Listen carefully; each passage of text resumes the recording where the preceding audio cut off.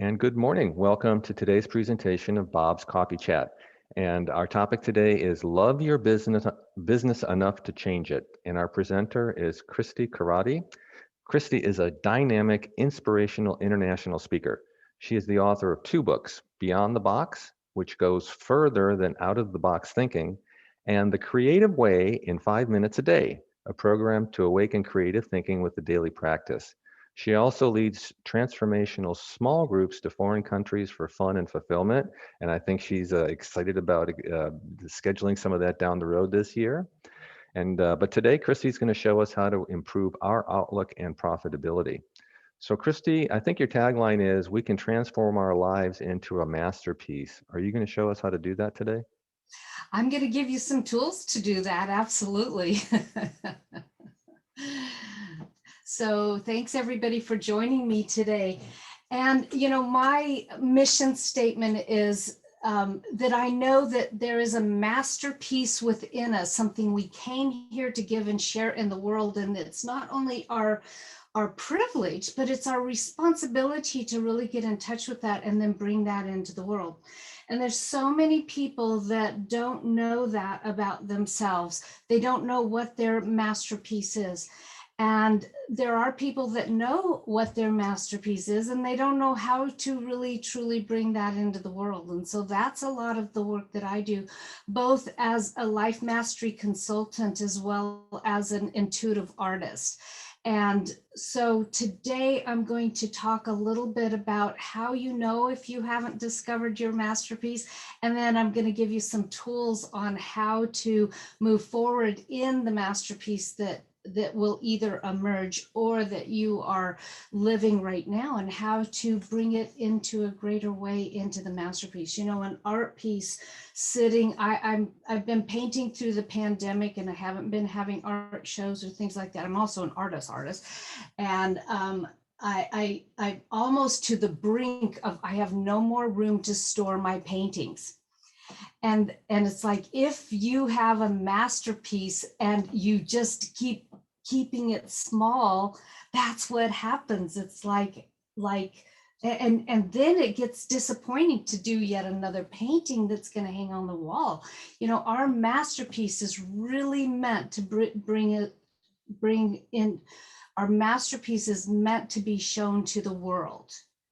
And one of Rumi's statements is that if you do everything else but what you came here to do, it's as if you did nothing at all. I had a friend that, and she's still living this, who said, I said, what did you always want to be? And she said, I always wanted to be a detective. And I said, let's go for that. And she says, no, my dad was an insurance broker. I'm going to be an insurance broker. That's what I do. And it's like, I love her. So I love her just as she is. But what is it that is longing to emerge through you? And that's how you know that there's still something more for you to do. I tell my clients all the time, I have a mural on my ceiling. So I point up to the ceiling often and say, we live in a spiraling universe, which is always expanding, and we're just not done yet. And I have my book, Beyond the Box. And in there, one of the things that I talk about is the 5 questions to know if your vision and your dream is worthy of you. Not are you worthy of the dream, but is your dream worthy of you? Because there is so much expansion that we can have. And we often don't know it because we are limited to status quo thinking. We heard it from our parents, and they were teaching us how to be good little people in the future, right?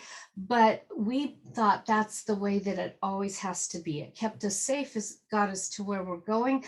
But then we went to school and they said, don't color outside of the lines. And then we had friends and peers that wanted us to be just like them. And that's how we found we could fit in. And so our box that we are living from is actually the container of all of those status quo thoughts. Okay, and then to add to that, there's, the mishaps that we had, the things that hurt us, all of those things kind of can become that box that has been driving how you make your decisions and who you are. And most people don't know what they are. They just live at the effect of those without even knowing it. It's kind of like gravity, right? We don't think about gravity, but without gravity, we wouldn't be standing up, right? And so, um, and so then what people do to try to fix things is they try to fix things at the circumstantial level. Okay, oh, I don't like my job. Maybe I should go get another one. Oh, I don't like this relationship. Maybe I should go to, get into another relationship. Um, and when people do that, most often and generally, people actually eventually work themselves back around to having the same result in their lives, and they don't know why. Now, they talk about this with people who win the lottery, right? And they win the lottery, they think everything's going to change in their lives, and next thing they know, they're not only in the same place they were before, oftentimes they've gotten themselves deeper into it. That's because they think they can change things at the circumstantial level. Now, even in bad relationships or anything, it's like if you try to change things by a new relationship, I'm serious, you're going to create somehow, some way, the same relationship. Why is that? It's because our box, that subconscious part of us, is running everything that we do. So what I talk about and help people with is really discovering. First, I help people discover what some of those limiting thoughts and beliefs are that are running them. But then I teach them the tools that no matter what thoughts they're operating from, they can simply ask the question, what would I love? Like, this isn't a it, this is a not it. What is something I would love instead? And so the first tool I teach people is to notice their thinking. Notice what they're thinking. So once they notice what they're thinking, then they can decide, and it's a learning process. What kind of thoughts do I want to have? What kind of things do I want to run? My husband and I, before we were married, we decided that that wasn't meant to be, and we were going to go our separate ways. And we both knew that, but we're probably going to run up into the same problem again if we don't like resolve this, heal this within our own selves. And so we decided to hang out long enough to do this work. I don't even remember what the issue was, but we decided to hang out long enough to do this work. And that was 30, we're coming up on our 33rd wedding anniversary. So if we would have just gone, oh, this doesn't work, let's go on to the next relationship, I know that that would have come up for both of us. And so it's the same thing within our work. So we came here, many of you are business people here and came here to do work. So a lot of people think, oh, this job isn't working, I'll change the job. We have to change the inside first before we change the outside. And the number one tool is to notice what you're noticing. Notice your thinking. Okay, pay attention to your thinking. 90% of our thoughts are recycled. What does that mean? We got them from somewhere else. They're not even unique or new. And probably most people are thinking 100% from somebody else's beliefs or thoughts, unless we start paying attention to, oh, and we don't even need to know where that thought comes from.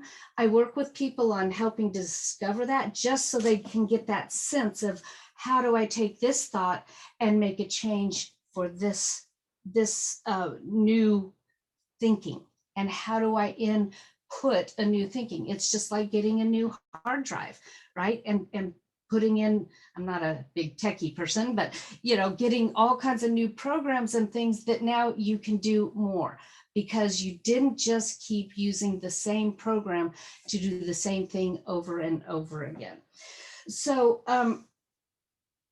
I'm going to give you some examples based on what I promised. I was talking with Bob earlier that, I made a lot of promises of what I was going to help you do here through this. And I'm going to use those things that I told you I would offer you and show you how you use this beyond the box thinking. So this is not out of the box. This is about creating your own belief systems, your own supports. And you can tell if you are not in, if things are not in alignment with your true desire when you're stuck. So if you're stuck somewhere, something's not working, that's because your belief systems are somehow limiting you. Because I mentioned the spiraling universe, it's like it's always for our good if we learn and understand and use that idea. So one of the first things that it says here is looking for a title of your program, your book, or your product. Okay, so how do we do that in beyond the box thinking? Well, one of the things is that we actually came into this world whole, perfect, and complete. Even people that were born with defects or things like that, that is their perfection. That is perfect. That is their gift to move through and be in the world.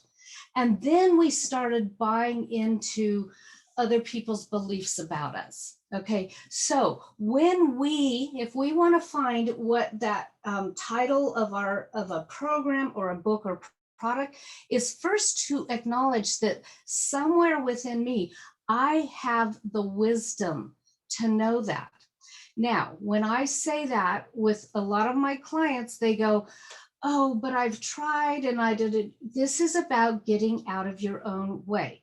It's as if you were standing in a river and facing the current of the river. And what happens when you do that? It's hard to stand there. That's what being stuck in the wrong direction is. Facing upstream, facing the beliefs that are limiting you. And if you turn around and float down with the river, you are in the flow. So I help people understand where they're stuck and how to turn around and float down the river to their, I call it, to your greatest next becoming, right? And it doesn't matter if you're already in a successful job. We all are able to expand, just like the universe is always expanding for us. And so if you want to discover that for yourself, is to move into a place of remembering that you have all the wisdom that you need, that you came here to reveal your masterpiece in the world, to live that masterpiece and share that. Now, the 5 questions, one of the 5 questions that I share with people to see if their vision is good enough for them is there good in it for others? And so that's one of the things that you can know when you're feeling into or thinking into, right? So I'm I'm the feeling queen, right? If you will. Check in with your feelings and see what helps you move in more alignment with, is there good in it for others? Okay, because we live in a connected, expansive universe. And this pandemic has both made us close off to our connection with others in so many ways. But Bob and I were even talking about this. Look how much it expanded our awareness. I have a client now in Indonesia, right? I wouldn't have a client in Indonesia if I was still doing my little solo workshops in my studio over there. So you can ask yourself what is in there, but most of us get in our own way. So we have to do the work. We have to do our work. The second thing that I said is trying to figure out new ways to reach your tribe, right? Well, one of the other principles that I teach is you must become your vision, your life design, your dream, your masterpiece, you must be that. Now, in quantum physics, they've discovered that it's the observer that changes the formation of molecules. Okay, so if I'm observing you from my viewpoint, which may be lack and limitation, or I'm hiding out, or don't feel understood, then that's the tribe I'm going to attract, just by the nature of quantum physics and how we attract things in our lives. It's like, when you put water on the table surface, and if they get close enough, they join, right? Like attracts like. And so so if we become that we want to attract, then we will attract our tribe and we'll recognize them. We won't recognize them when we're coming from our belief in lack and limitation and lack of confidence and lack of self-worth. I will say that everyone that I work with that is stuck, there is some degree of them not believing in themselves. They've had some experience, they've had some even trauma or incidents. I actually was a really great salesperson.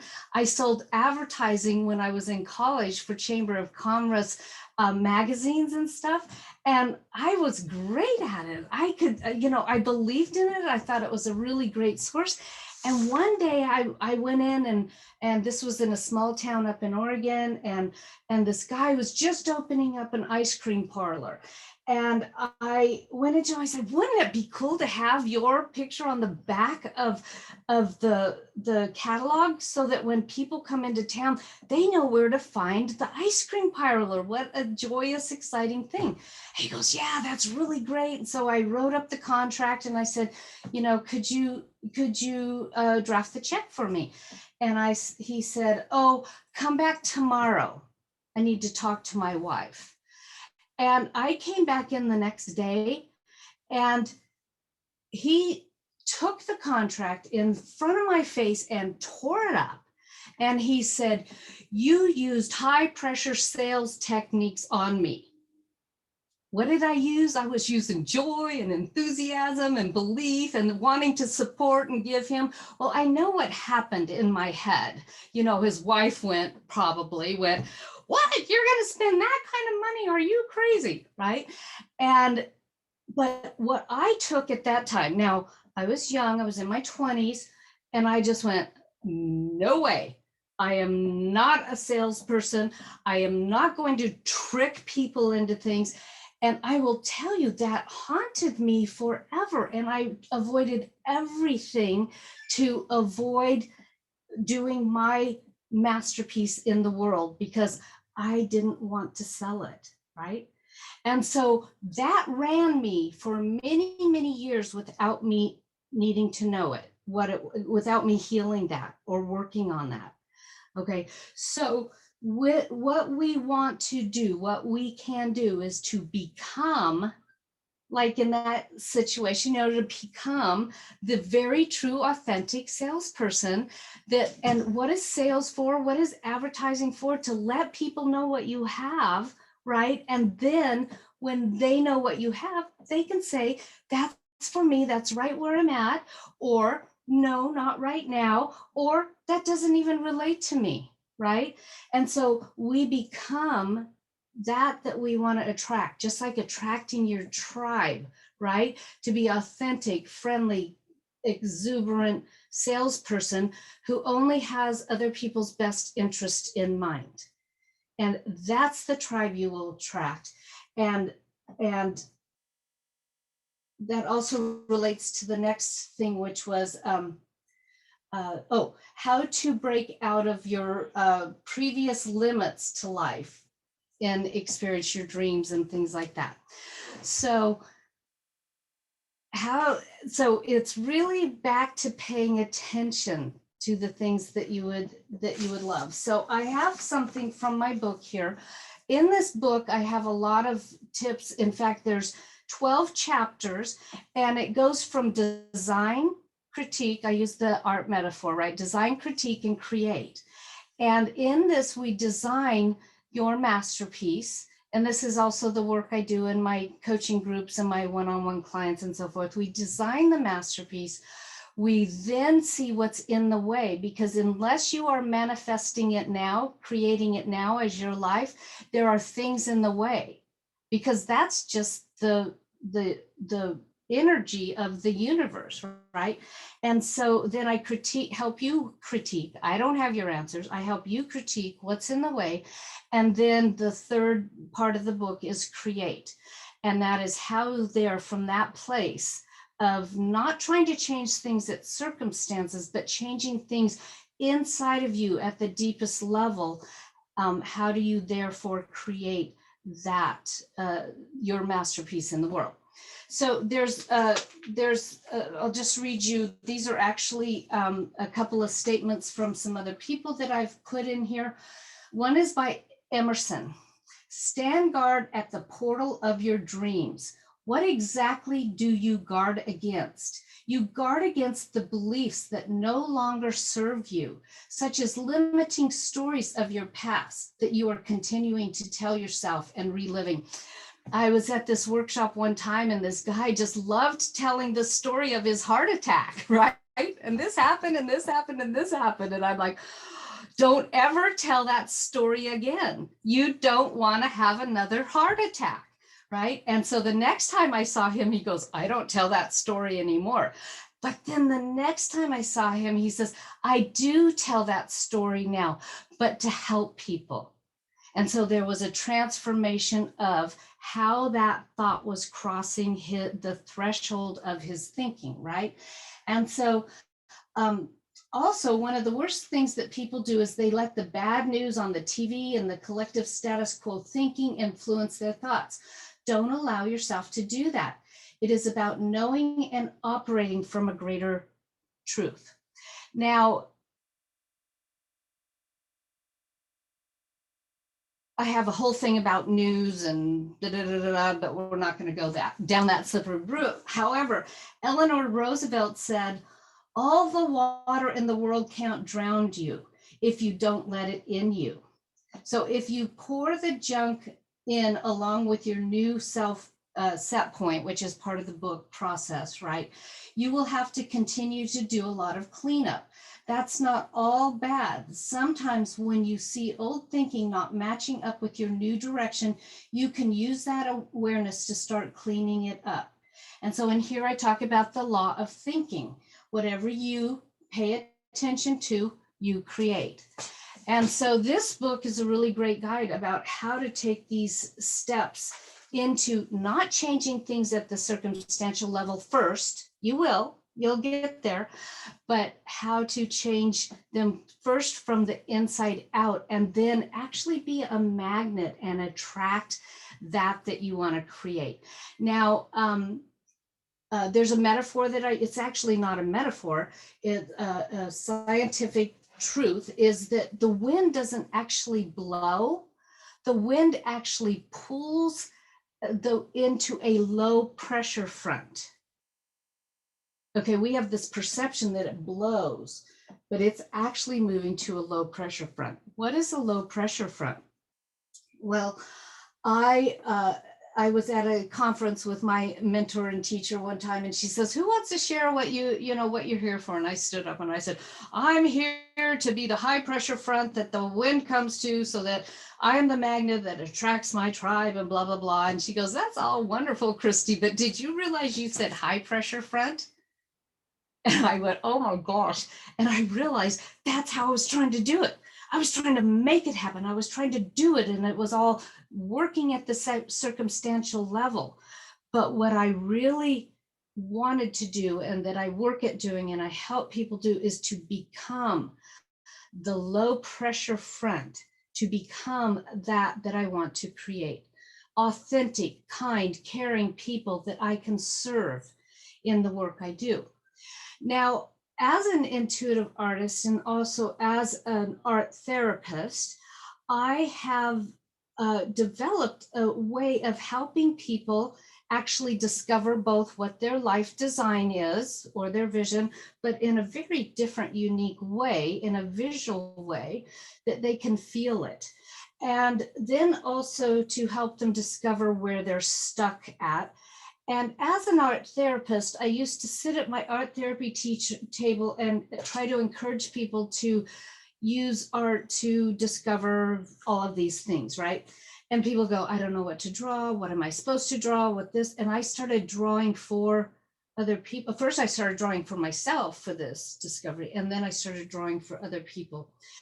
And so I actually realized that that is my masterpiece, is to be able to help people not only discover what their life design is, but to create that way of thinking as if they're in that masterpiece, and then look at where they're stuck at. So I'm going to just show a couple of images here that I did. So this is all, anything I show, I've always asked my clients if I could show it.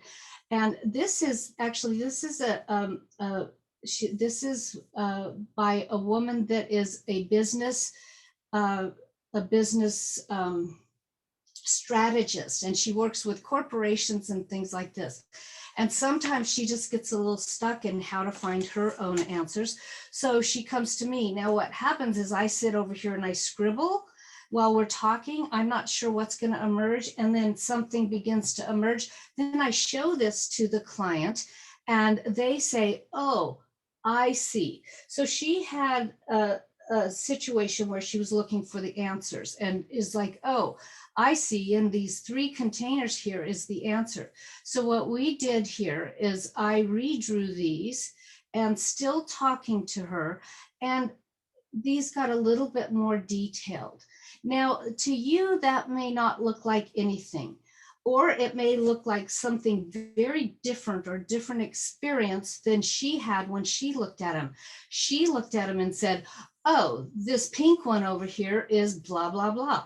Oh, this second one, and you can see these things floating up here. It's like, oh, things are like stewing inside or something like that. And then this one with the pattern, and she had her answers. So she knew exactly what steps to take.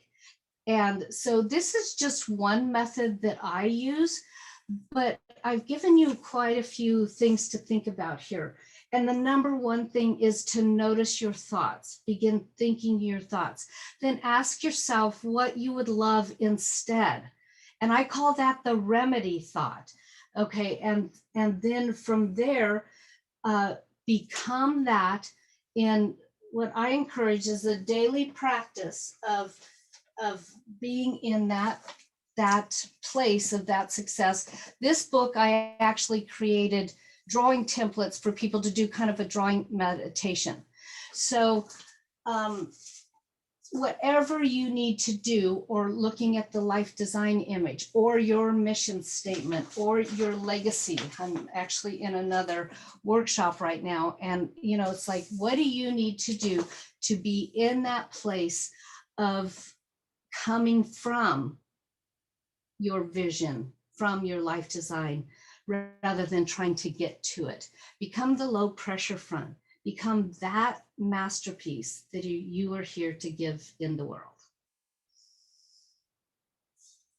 So I'm here for questions, anything that you'd like to ask me about in regard to my work.